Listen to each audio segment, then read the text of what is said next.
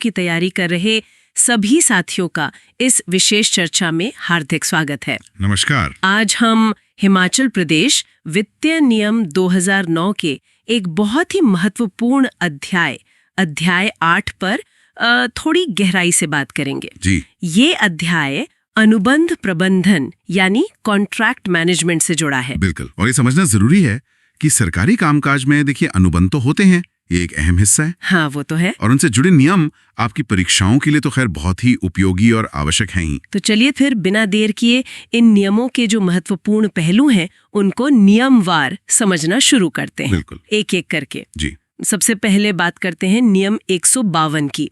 ये सामान्य सिद्धांतों की रूपरेखा देता है ना, मतलब एक तरह से ये नींव रखता है। हाँ, नियम 152 बिल्कुल आधार तैयार करता है। इसका उपनियम 1 देखिए, ये साफ करता है कि सरकार की ओर से संपत्ति से जुड़े जितने भी अनुबंध या आश्वासन हैं, हाँ, वो केवल वही व्यक्ति कर सकते हैं जिन्हें संविधान के अनुच्छेद 299(1) के तहत राष्ट्रपति या राज्यपाल ने अधिकृत किया हो। अच्छा। और वो भी जो तरीका निर्धारित है उसी तरीके से। ये बहुत महत्वपूर्ण है। ये सुनिश्चित करता है कि भाई अनुबंध करने वाला सरकार का प्रतिनिधित्व करने के लिए कानूनी रूप से सक्षम है। हाँ, ये तो जरूरी है। मतलब कौन अनुबंध कर सकता है और कैसे, ये दोनों बातें तय हैं। तो फिर नियम 152(2) इसमें क्या जोड़ता है? नियम 152(2) ये बताता है कि अलग अलग तरह के अनुबंधों के लिए कौन कौन से अधिकारी अधिकृत होंगे, ये भी सरकारी निर्धारित करेगी। अच्छा, मतलब हर कोई हर अनुबंध नहीं कर सकता? नहीं, बिल्कुल नहीं। काम की प्रकृति क्या है, वित्तीय सीमा क्या है, उसके आधार पर प्राधिकरण तय होता है। और नियम 152(3) इसे और साफ करता है? जी, नियम 152(3) कहता है कि इन अधिकृत अधिकारियों की शक्तियां क्या होंगी, किन शर्तों के तहत वो इन शक्तियों का इस्तेमाल करेंगे, और जो अलग अलग तरह के अनुबंध हैं उनके लिए सामान्य प्रक्रिया क्या होगी, ये सब भी निर्धारित किया जाएगा। तो नियम 152 आप समझिए मूल रूप से एक फ्रेमवर्क सेट करता है, कौन कैसे और किन सीमाओं में अनुबंध करेगा। ठीक है। तो नियम 152 ने भूमिका बांध दी।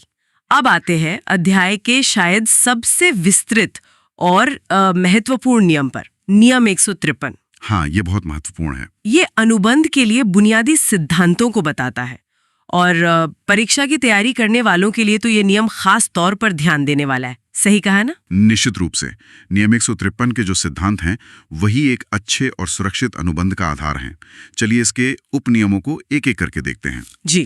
पहला सिद्धांत 153(a) ये कहता है कि अनुबंध की शर्तें बिल्कुल सटीक हो, निश्चित हो। हाँ, कोई कंफ्यूजन ना हो। बिल्कुल, कोई अस्पष्टता मतलब एम्बिग्विटी नहीं होनी चाहिए, और कोई ऐसी देनदारी भी ना हो जो तय ही ना हो, अनिश्चित हो। ये तो बहुत जरूरी लगता है। अस्पष्टता ही तो बाद में विवाद का कारण बनती है। लेकिन इसमें शायद एक अपवाद भी है। हाँ, है। इसमें लागत जमा अनुबंध मतलब कॉस्ट प्लस कॉन्ट्रैक्ट, या जहां अनुबंध में मूल्य भिन्नता खंड प्राइस वेरिएशन क्लॉज हो, वो अपवाद हैं। इन मामलों में लागत में बदलाव की गुंजाइश होती है, जिसके बारे में आगे इसी नियम में हम विस्तार से बात करेंगे। ठीक है।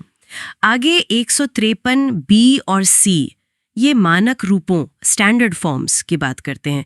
इनका क्या महत्व है? देखिए, 153(b) कहता है कि जहां तक हो सके अनुबंध के लिए सरकार द्वारा जो अनुमोदित मानक रूप हैं स्टैंडर्ड फॉर्म्स, उन्हीं का इस्तेमाल करना चाहिए। अच्छा। इससे एक रूपता आती है ना, और जरूरी शर्तें छूट भी नहीं, प्रक्रिया भी तेज होती है। लेकिन अगर इन मानक रूपों में कोई बदलाव करना जरूरी हो तो वित्त विभाग की सलाह लेना अनिवार्य है। और अगर मानक फॉर्म है ही नहीं, या मान लीजिए इस्तेमाल नहीं किया जा सकता, तब भी जैसा 153(c) कहता है, अनुबंध का मसौदा ड्राफ्ट तैयार करने में वित्त विभाग की सलाह जरूरी है। मूल बात यह है कि वित्तीय देनदारियों से जुड़े किसी भी अनुबंध में बदलाव या नया मसौदा बनाते समय वित्तीय दृष्टिकोण से उसकी जांच जरूरी है। मतलब प्रक्रिया का पालन तो जरूरी है। हाँ। अच्छा, अब 153(d) और (e) पर आते हैं। 153(e) मुझे खास तौर पे प्रैक्टिकल लगता है। हाँ, 153(d) तो सामान्य सी बात कहता है कि विभाग बुनियादी नियमों और शर्तों के साथ अनुबंध कर सकते हैं। लेकिन 153(e) बहुत महत्वपूर्ण है। हाँ, ये कहता है कि अनुबंध दस्तावेजों पर दोनों पक्षों द्वारा विधिवत हस्ताक्षर किए बिना कोई भी काम शुरू नहीं किया जाना चाहिए, या आपूर्ति का आदेश नहीं दिया जाना चाहिए। ये सुनने में तो सीधा लगता है, पर मुझे लगता है कई बार काम शुरू करने की जल्दी में इस पर ध्यान नहीं दिया जाता होगा, जिससे बाद में कानूनी दिक्कतें आ सकती हैं, है ना? बिल्कुल आ सकती हैं।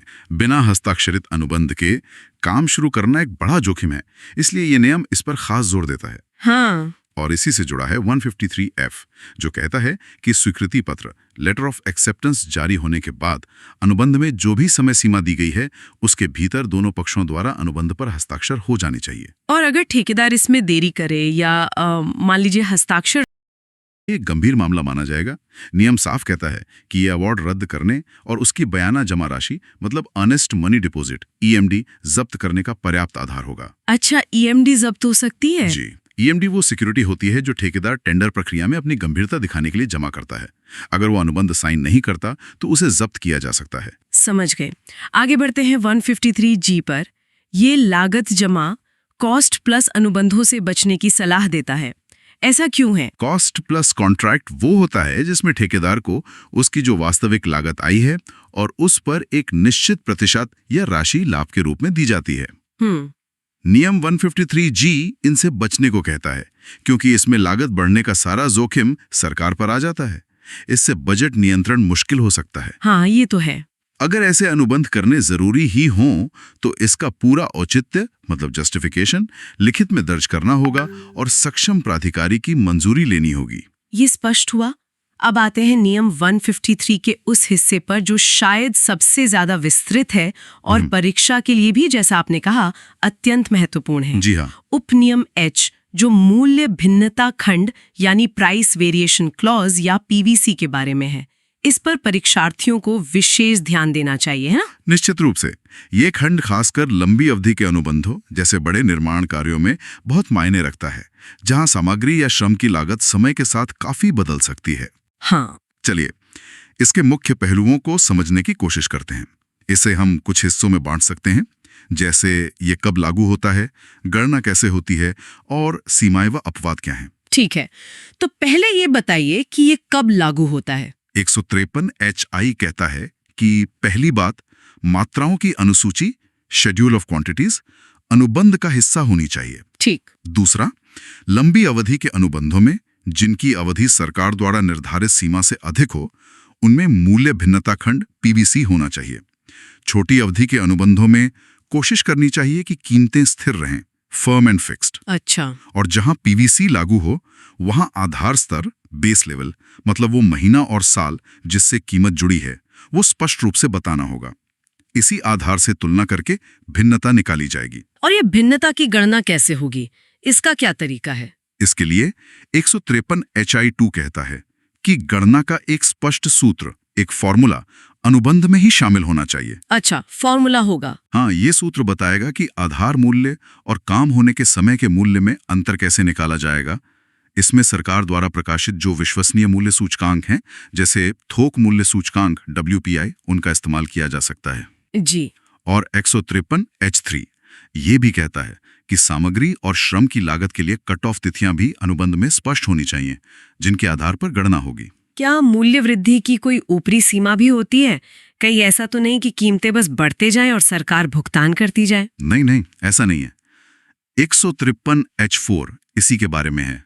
अनुबंध में मूल्य भिन्नता पर एक सीमा या एक सीलिंग लगाने का प्रावधान होना चाहिए। अच्छा, एक लिमिट होगी। हाँ, ये सीमा कुल वृद्धि पर हो सकती है या वार्षिक प्रतिशत के रूप में, या दोनों भी हो सकते हैं। और ये भी बहुत महत्वपूर्ण है कि अगर कीमतें घटती हैं मतलब डीएस्केलेशन होता है तो उसका फायदा भी सरकार को मिलना चाहिए। इसका प्रावधान भी अनुबंध में होना चाहिए। हाँ, ये डीएस्केलेशन वाला बिंदु तो सरकारी हितों की रक्षा के लिए जरूरी है। अच्छा, क्या हर छोटे मोटे बदलाव के लिए गणना की जाएगी? नहीं, उसके लिए 153 HV है।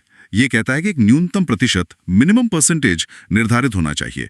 अगर मूल्य में उतार चढ़ाव इस न्यूनतम प्रतिशत से कम है तो कोई समायोजन एडजस्टमेंट नहीं किया जाएगा। ठीक है, इससे प्रशासनिक काम थोड़ा कम हो जाएगा। हाँ, बिल्कुल। और अगर ठेकेदार को कुछ भुगतान पहले ही कर दिया गया हो, जैसे अग्रिम एडवांस या स्टेज पेमेंट, उस स्थिति में 153 HV के अनुसार भुगतान की तारीख के बाद उस भुगतान किए गए हिस्से पर कोई मूल्य भिन्नता स्वीकार्य नहीं होगी। अब एक आम स्थिति, अगर काम में देरी हो जाए, देरी ठेकेदार की गलती से भी हो सकती है और सरकार की तरफ से भी। इसके लिए नियम 153 HVI और HVII हैं। VI कहता है कि अगर देरी सिर्फ ठेकेदार की गलती से हुई है तो उसे मूल निर्धारित तिथि के बाद होने वाली किसी भी मूल्य वृद्धि का लाभ नहीं मिलेगा। अच्छा, मतलब उसे बढ़ी हुई कीमत में भुगतान उस देरी की अवधि के लिए नहीं किया जाएगा। सही। लेकिन अगर देरी सरकार की गलती से हो या किसी अप्रत्याशित घटना फोर्स मेजोर जैसे बाढ़, भूकंप वगैरह से हो, हाँ, तब क्या होगा? तब स्थिति अलग है। 153H8I के तहत ऐसी स्थिति में ठेकेदार को मूल्य भिन्नता का लाभ दिया जा सकता है और उसे सुनवाई का मौका देने के बाद काम पूरा करने की समय सीमा भी बढ़ाई जा सकती है। ये न्याय संगत भी है। ठीक है। और ये परिसमाप्त नुकसान, लिक्विडेटेड डैमेजेस, LDs, इनकी गणना किस मूल्य पर होगी? मूल पर या बढ़े हुए पर? 153H9 स्पष्ट करता है कि LDs की गणना भिन्न मूल्य वेरिएट प्राइस पर की जाएगी, न कि मूल अनुबंध मूल्य पर। अच्छा। इसके अलावा X कहता है कि आयातित या स्थानीय वस्तुओं पर शुल्क, कर, विदेशी मुद्रा दर में भिन्नता की गणना का तरीका और जरूरी दस्तावेज अनुबंध में बताने होंगे। और 11 भिन्नता के भुगतान का तरीका और शर्तें भी स्पष्ट होनी चाहिए। वाकई ये 153H तो अपने आप में काफी विस्तृत है। आधार स्तर, सूत्र, सीमा, कट ऑफ तिथियां, देरी का प्रभाव, करों से जुड़े बिंदु, परीक्षा के लिए इन सब को ध्यान से समझना बहुत जरूरी है। बिल्कुल। अब नियम 153 के जो बाकी बचे सिद्धांत हैं उनको थोड़ा तेजी से देख लेते हैं, क्योंकि वे तुलनात्मक रूप से सीधे हैं। हाँ। 153I कहता है कि अनुबंध में ठेकेदार द्वारा सभी लागू करों के भुगतान का प्रावधान होना चाहिए। ठीक है। और 153J एकमुश्त लमसम अनुबंधों से बचने को कहता है। हाँ, क्योंकि इसमें काम की मात्रा या लागत बदलने पर भी भुगतान तय रहता है, जो कभी कभी सरकार के लिए नुकसानदायक हो सकता है। ये सिर्फ विशेष परिस्थितियों में पूरा औचित्य दर्ज करके ही किए जाना चाहिए। 153K विभाग द्वारा सामग्री आपूर्ति, डिपार्टमेंटल इशू के बारे में है। इससे क्यों बचना चाहिए? क्योंकि इससे विभाग पर सामग्री के भंडारण, हिसाब किताब और गुणवत्ता बनाए रखने की जिम्मेदारी आ जाती है। हाँ, वो तो है। इसलिए 153K कहता है कि इससे बचें। अगर जरूरी हो तो सामग्री, उसकी मात्रा और दरें अनुबंध अनुसूची का हिस्सा होनी चाहिए। और अगर सरकारी संपत्ति जैसे कोई मशीनरी ठेकेदार को दी जाए, ये 153L है शायद। जी, 153L। तो उसकी सुरक्षा, बीमा, किराया वसूली यदि लागू हो और समय समय पर उसका भौतिक सत्यापन, फिजिकल वेरिफिकेशन का प्रावधान अनुबंध में होना चाहिए ताकि सरकारी संपत्ति सुरक्षित रहे। अब एक और महत्वपूर्ण बिंदु, अनुबंध की शर्तों में बदलाव करना। 153M, ये भी परीक्षा के लिए जरूरी लग रहा है। हाँ, ये बहुत महत्वपूर्ण है।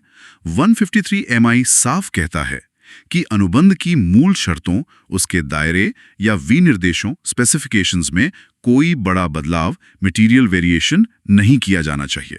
अच्छा, मतलब बदलाव नहीं कर सकते? नहीं, बड़ा बदलाव नहीं। अगर ऐसा करना अनिवार्य हो जाए तो 2 इसके वित्तीय प्रभावों का मूल्यांकन करके सक्षम प्राधिकारी, कॉम्पिटेंट अथॉरिटी की मंजूरी लेनी होगी। और ये बदलाव एक औपचारिक अनुबंध संशोधन अमेंडमेंट के जरिए ही होना चाहिए, जिस पर दोनों पक्ष हस्ताक्षर करें। ये प्रक्रिया सुनिश्चित करती है कि बदलाव मनमाने ढंग से न हो और उनका पूरा रिकॉर्ड रहे। और अनुबंध की अवधि बढ़ाना, 153N, ये भी केवल अप्रत्याशित घटना, फोर्स मेजॉर या अनुबंध में बताए गए विशेष कारणों से ही संभव है, और वो भी औपचारिक संशोधन के माध्यम से ही। ठीक है। अंत में 153O, P, Q और R हैं। ये संक्षेप में क्या कहते हैं? ये मूलतः सरकारी हितों की रक्षा करते हैं। 153O देरी या खराब प्रदर्शन के लिए परिसमाप्त नुकसान LDs की वसूली का प्रावधान अनिवार्य करता है। 153P वारंटी क्लॉज डालने को कहता है। हाँ। 153Q सरकार को खराब गुणवत्ता वाले माल को अस्वीकार करने का अधिकार देता है। और 153R बैंक गारंटी वगैरह जो सुरक्षा उपकरण हैं, उनकी निगरानी और सुरक्षित अभिरक्षा की प्रक्रिया बनाने को कहता है। तो ये था नियम 153 का विस्तृत विश्लेषण। ये वास्तव में अनुबंध प्रक्रिया की रीढ़ है, ऐसा लगता है। बिल्कुल। अब अध्याय के अंतिम नियम 154 पर आते हैं। अनुबंध बन गया, सिद्धांत तय हो गए, अब इसका प्रबंधन कैसे होगा? ये नियम इसी पर केंद्रित है ना? सही कहा। नियम 154 अनुबंध होने के बाद की कार्रवाई पर जोर देता है। 154(1) कहता है कि संबंधित विभाग या प्राधिकारी ये सुनिश्चित करने के लिए प्रभावी कदम उठाएगा कि ठेकेदार अनुबंध की शर्तों का पालन करे। अगर ठेकेदार उल्लंघन करता है तो उसे समय पर नोटिस जारी करना चाहिए। यानी सिर्फ अनुबंध बना लेना काफी नहीं है, उसकी निगरानी और उसका प्रवर्तन, इन्फोर्समेंट भी उतना ही जरूरी है। और अगर कोई विवाद, कोई डिस्प्यूट हो जाए, अनुबंधों में विवाद होना तो संभव है। इसके लिए 154(2) प्रक्रिया बताता है। अगर कोई विवाद उठता है तो कोई भी कानूनी कार्रवाई करने से पहले, चाहे वो सुलह, कंसिलिएशन हो, मध्यस्थता आर्बिट्रेशन हो, अगर अनुबंध में प्रावधान है तो, या अदालत में मुकदमा सूट करना हो। करने से पहले सक्षम प्राधिकारी से कानूनी सलाह लेनी चाहिए। और अगर मामला अदालत या मध्यस्थता में जाता है तो नियम कहता है कि दावे या वाद के मसौदे की, प्लेंट या क्लेम की कानूनी और वित्तीय दोनों दृष्टिकोण से अच्छी तरह जांच होनी चाहिए। अच्छा, विवाद से जुड़े सभी दस्तावेजों की सावधानीपूर्वक समीक्षा की जानी चाहिए ताकि सरकारी हितों की पूरी तरह से रक्षा हो सके। इसमें लापरवाही से सरकार को वित्तीय हानि हो सकती है। ये वाकई महत्वपूर्ण है कि विवाद की स्थिति में सही प्रक्रिया अपनाई जाए।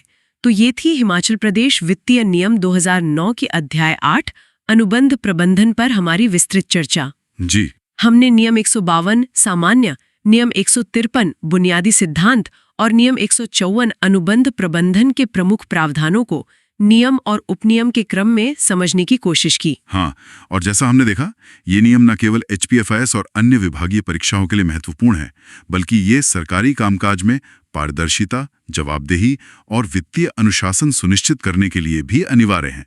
इनका सही पालन ही सार्वजनिक धन के सदुपयोग की गारंटी देता है। बिल्कुल। परीक्षा की तैयारी कर रहे साथियों के लिए एक बार फिर दोहरा दे नियम 153 के सिद्धांत, खासकर वो मूल्य भिन्नता खंड 153H, हाँ वो जरूर, अनुबंध शर्तों में बदलाव की प्रक्रिया 153M और नियम 154 में विवाद समाधान की प्रक्रिया, इन पर विशेष ध्यान दें। इनसे जुड़े व्यवहारिक प्रश्न पूछे जा सकते हैं। और आज की चर्चा एक विचार भी छोड़ जाती है ना, कि ये नियम तो मौजूद हैं, लेकिन इन्हें जमीनी स्तर पर प्रभावी ढंग से लागू करने और इनकी निरंतर निगरानी के लिए विभागों के भीतर और क्या आंतरिक नियंत्रण और ऑडिट व्यवस्था मजबूत की जा सकती है ताकि इनका अक्षरशः पालन हो सके। ये सोचने वाली बात है। खैर, इतने धैर्य और ध्यान से इस महत्वपूर्ण और हाँ थोड़ा जटिल विषय को समझने के लिए हम सभी सुनने वालों के आभारी हैं। आपका बहुत बहुत धन्यवाद। धन्यवाद। अगर आपको ये जानकारी उपयोगी लगी हो तो कृपया इसे लाइक करें और अपने उन साथियों के साथ जरूर शेयर करें जो इन परीक्षाओं की तैयारी कर रहे हैं। भविष्य में ऐसे और ज्ञानवर्धक सत्रों के लिए हमारे चैनल को सब्सक्राइब करना न भूलें। धन्यवाद।